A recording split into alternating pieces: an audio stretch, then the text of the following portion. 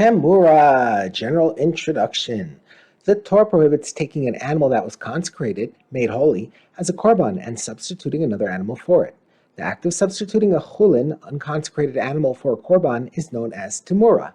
The Torah also states that if a person violates this prohibition and attempts to make such a substitution, the korban he substituted for remains holy, and the animal he attempted to substitute for it also becomes consecrated as a korban of the same kind. The substitute animal is now known as a Temurah. Tractate Temurah deals primarily with the laws of these substitutions. 1. The Torah verses. The Torah states regarding a person who has a korban in Vayikra chapter 27 verse 10, he shall not exchange it or substitute for it, whether good for bad or bad for good. And if he does substitute an animal for an animal, then it and its substitute shall both be holy. The Torah repeats this prohibition in regard to the animal Meiser, verse 33 there. He shall not distinguish between good and bad, nor shall he substitute for it. And if he does substitute for it, then it and its substitute shall both be holy. It may not be redeemed. A person who knowingly violates these prohibitions and designates a substitute, Temurah, for his korban is punished with malchus. See chapter 1, Mishnah 1. 2. Status of a Temurah. Designating an animal as a substitute for a korban, Temurah, causes it to become holy, without removing the holiness of the original korban. The Temurah animal becomes holy with the same type of korban holiness as the korban for which it was being substituted. Thus, the Temurah of an olah has olah sanctity, the Temurah of a chatas has chatas sanctity, etc. In some cases, specifically olah, shalamim, and toda, the Temurah is actually offered on the mizbeach as a korban, and it is subject to the same rules as the original korban. In other cases, the Temurah animal is not offered as a korban, but is left to graze until it develops a blemish, at which point it can be sold or redeemed. The money is then used to buy a korban, see below section 6b. In other cases, it must be left to die. The precise treatment of the Temurah of each type of korban is discussed at length in chapters 3 and 4. 3. General laws of Temurah. A. The Temurah procedure. The process of making Temurah generally involves placing a chulin animal next to a consecrated one and saying, this chulin one is a substitute for that consecrated one, or some other declaration to that effect. However, it is not really necessary for the two animals to be next to each other. It is only necessary to identify the specific korban animal for which the person is making a substitution. Temurah cannot be made for an olah or other korban. In general, only for a specific olah or other korban.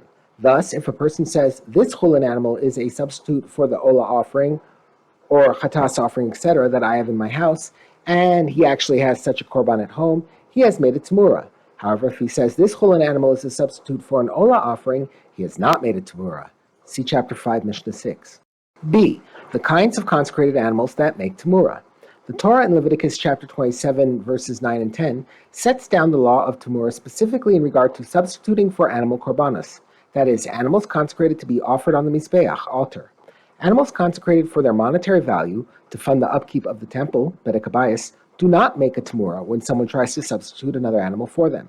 Similarly, animals that are unfit to be offered as a korban, but which have been consecrated for their value to be sold for money to buy a korban, also cannot make a Temurah.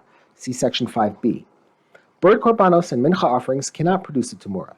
If someone designates a substitute for a bird or mincha offering, or for an animal donated for the upkeep of the Beis Hamikdash, he has not violated the prohibition of Temurah, and his Temurah designation has no effect.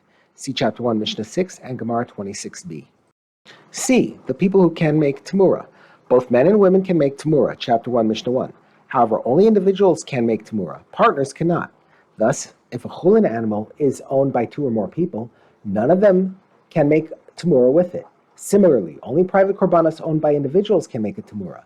Communal korbanos or korbanos owned by partners cannot make a Temurah. See chapter 1, Mishnah 6. Only the owner of the korban can make Temurah with it. See chapter 1, Mishnah 1. 4. General rules of consecration. Before an animal can be offered as a korban, it must be made holy.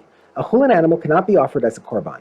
In order for an animal to become holy as a korban, something must be done to it, or happen to it, to consecrate it, make it holy. There are a number of ways in which an animal can become holy as a korban, all of which come up in Temurah. A. Regular consecration. The most common type of consecration is where a person takes an ordinary animal, chulin, and declares, this animal is hereby designated an olah, or whatever type of korban he wishes to make it. Someone who owes a particular kind of korban can also consecrate an animal simply by saying, "This is for my obligation." In either case, the owner's declaration creates a state of korban sanctity on the animal. B. Temurah consecration. A Temurah consecration is made by taking a chulin animal and saying, "This chulin animal is hereby designated a substitute for that korban animal." See Chapter 5, Mishnah 5. In this case, the owner's declaration does not create a new state of holiness. Rather, it causes the holiness of the korban animal to take effect on the chulin animal as well, without any holiness being lost from the original korban animal. This distinction between regular consecration and Temurah consecration has practical consequences. See Chapter 2, Mishnah 3. C. Offspring of a korban. An animal can also become consecrated as a korban by being born from a female korban. In this case, the offspring receives its holiness from its mother. However, this depends on whether the mother animal became pregnant before or after it was consecrated. If it was pregnant before it was consecrated, then when the owner consecrated the mother, he consecrated her fetus as well. The fetus is thus considered to have been consecrated on its own. Its holiness does not come from its mother, but from the owner's declaration. It is as if the owner said, "I hereby designate this animal as a korban and her fetus as well." However, if the mother animal was consecrated first and became pregnant afterward, the fetus becomes consecrated by inheriting korban holiness from its mother. This distinction also has a number of practical consequences. See Chapter 2, Mishnah 3 and Chapter 3. D. Being bought with consecrated money. Another way in which an animal can become consecrated as a korban is by being bought with consecrated money, i.e. money that was designated holy for the purpose of buying a certain kind of korban. In this case, the money itself is considered to have korban holiness, and when it is used to buy a chulin animal for a korban, the holiness transfers from the money to the animal, which then becomes consecrated with whatever korban holiness the money had. See Chapter 4, Mishnah 3. Money can also acquire korban holiness by being used to redeem or buy a blemished korban. See Section 6d. In that case, the holiness of the blemished korban transfers from the animal to the money. When this money is used to buy an unblemished animal, the korban holiness of the money moves from the money to the new animal. 5. Levels of holiness. There are different levels of holiness that a consecrated object can have. These depend on the purpose for which the object was consecrated. A. Physical sanctity. This refers to an animal that has been consecrated to be used as a korban. It is not the value of the animal that has become holy. Rather, it is the animal itself that has become holy. It is now fit to be offered as a korban. Animals with this level of holiness cannot be redeemed or sold unless they become blemished. Even when they become blemished and are redeemed or sold, they still retain some degree of holiness that limits what can be done with them. See Section 6. Only an animal that is fit to be offered can acquire this level of holiness. See Chapter 5, Mishnah 2, and Tractate Chulin, Chapter 10, Mishnah 2. And only an animal with this level of holiness can make a Temurah. B. Monetary sanctity. This refers to something that has been consecrated for its value, not to be used as a korban itself. Such items or animals are generally unfit to be used as korbanos, and they are therefore redeemed or sold, and the money received in exchange is then used to buy a korban. An animal that is unfit to be offered as a korban can be consecrated only for this level of holiness. The most common example of this is an animal with a physical blemish. See Section 6. An animal with just monetary sanctity cannot make a Temurah. See Chapter 5, Mishnah 6, Tractate Chulin, Chapter 10, Mishnah 2, and Rambam, Hilchos Temurah 1:13. There is also another kind of monetary sanctity in which items are consecrated to the temple treasury to pay for the repair and operation of the Beis Hamikdash. This fund is known as Bedek HaBayis, literally the upkeep of the house. Items consecrated to this fund are sold and the money is used to pay for these expenses. Animals consecrated for this purpose can never produce a Temurah. 6. Blemished korbanos. A topic that comes up frequently in this Masechta is the law of a blemished korban. A korban must be a physically perfect animal. An animal that has a blemish in it, for example, a disfigured or missing limb, cannot be offered on the Mizbeach. A. Selling and redeeming a blemished korban. The Torah teaches in Vayikra chapter 27, verses 11 through 13, that a blemished korban should be sold or be redeemed by the owner for money. Selling or redeeming a blemished korban removes its korban holiness and transfers it to the money. The money is then used to buy a chulin animal. Paying the money for the chulin animal removes the holiness from the money and transfers it to the animal that was bought with it. The animal thus becomes holy with the same korban holiness as the original korban, and it is then offered on the Mizbeach. Even when a blemished korban is sold or redeemed, it does not become entirely chulin. It can only be slaughtered and used for its meat. It cannot be used to work or for its wool. See Mishnah and Holin chapter 10, Mishnah 2, and Bechoros chapter 2, Mishnah 3. Even its meat can only be eaten by people and cannot be fed to animals. See the end of Mishnah chapter 6, Mishnah 5. B. Left to graze until it becomes blemished. An unblemished korban cannot be redeemed. See Vayikra chapter 27, verse 11. Even if it is disqualified from being offered for some other reason. Only a blemished korban can be sold or redeemed. For this reason, the Mishnah will often say about a disqualified korban that it should be left to graze until it becomes blemished and then be sold.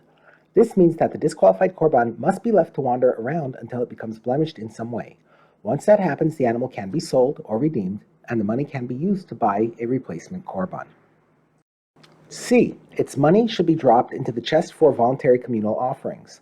There are certain cases in which the money received from selling a blemished korban cannot be used for buying another korban of the same kind. In these cases, the rule is often that the money should be used instead to buy voluntary communal olos. These are olah offerings that are brought in the Beis Hamikdash on days when few other korbanos are being offered, so that the Mizbeach should not remain idle. There were special chests in the Beis Hamikdash for collecting these monies.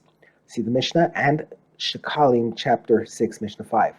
People who had money that was supposed to go for this purpose would drop the money into these specially designated collection chests, and the money would then be used to buy animals for olah offerings whenever they were needed. For this reason, the Mishnah refers to what is done with the money of these kinds of blemished animals as its money should be dropped into the chest for voluntary communal offerings. See chapter 3, Mishnah 3, and chapter 4, Mishnah 3. 7. A basis for the Truma prohibition.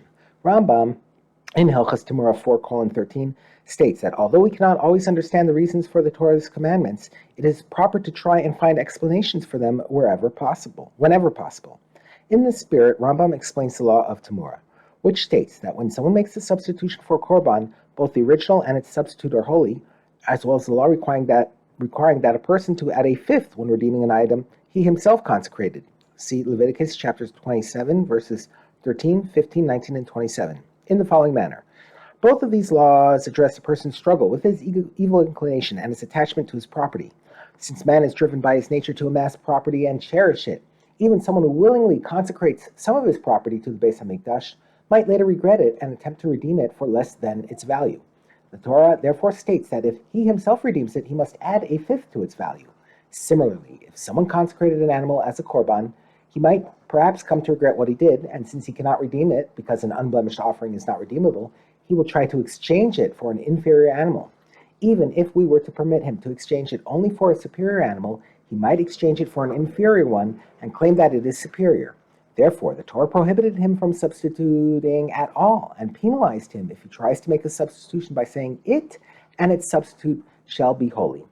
Rambam concludes, all these matters are commanded in order to subdue a person's evil inclination and perfect his character. Indeed, most laws of the Torah are simply far-reaching designs of the great designer to perfect the character of man and to straighten out all his actions. And so it says in Mishlei, chapter 22, verses 20 and 21, surely I have written for you in the Torah extremely noble things, with counsel and knowledge to teach you the veracity of true words, so that you may answer words of truth to those who inquire of you.